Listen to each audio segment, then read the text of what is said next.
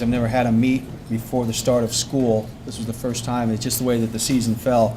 Next year we'll fall back on a normal, more rational schedule. But didn't know what to expect with a lot of the kids because they've been home for break. But they did a nice job. I think the kids worked hard, and we're in a pretty good place. We're ahead of where we were a year ago. Some of the highlights: the throwers, as usual, did a very nice job. Kelsey Sukavati and Sydney Raybon both did well in the shot and the weight. Sydney PR'd in both events. Jordan Williams and Adam McDonald did a very nice job in the weight, and then Jordan Williams and Justin Baker also did a really terrific job in the shot put.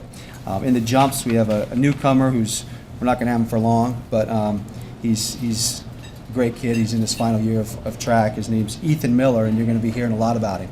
He was a Division III, three-time national champion and two-time athlete of the year. He's going to be a terrific multi-sports, but he's also a great jumper. And he had a good long jump. He had a good hurdles race, PR in that event, and so we're excited about him. But Charles Brown, who's a freshman, football track guy, he continues to impress us, and he had a nice long jump as well.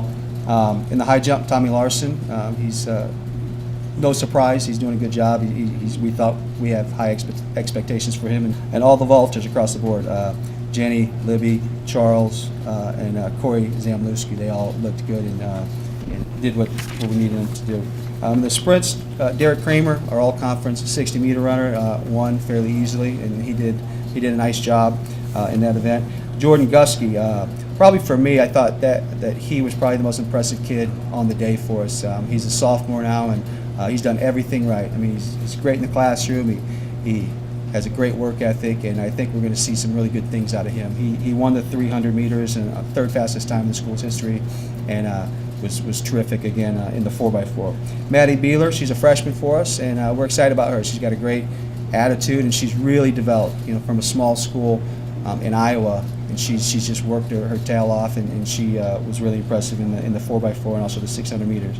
Sebastian Barth, he's our sophomore hurdler. He won in a very good time. Technically, he's made a lot of improvements that are going to allow him to run cleaner races this year and hopefully do some great things at the conference meet. We had a new event that's only the second time it's ever been held on U.S. soil in the 400 hurdles, indoors, and that was, it sounds crazy, but it actually went off without a hitch. Everybody did well, and it was a fun, exciting event. The Panthers won, Ryan Newtoff won for the men, and Emily Roberts won for the women, and they did a terrific job. It's nice to have the 400 hurdlers have an indoor event that they can also be excited about. They was kind of lost during the indoor season.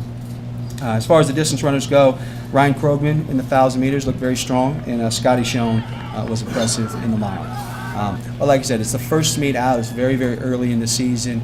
The early January meets are a mixed bag. Some of the kids are more prepared than others, and you never quite know what you're going to get. But our kids that we need to be good by the conference championships all looked fine. And some of the newcomers impressed us. So we're cautiously optimistic as usual going forward. But I didn't come away feeling bad about the meet, and I always feel like that's a pretty good gauge about how well it went for us.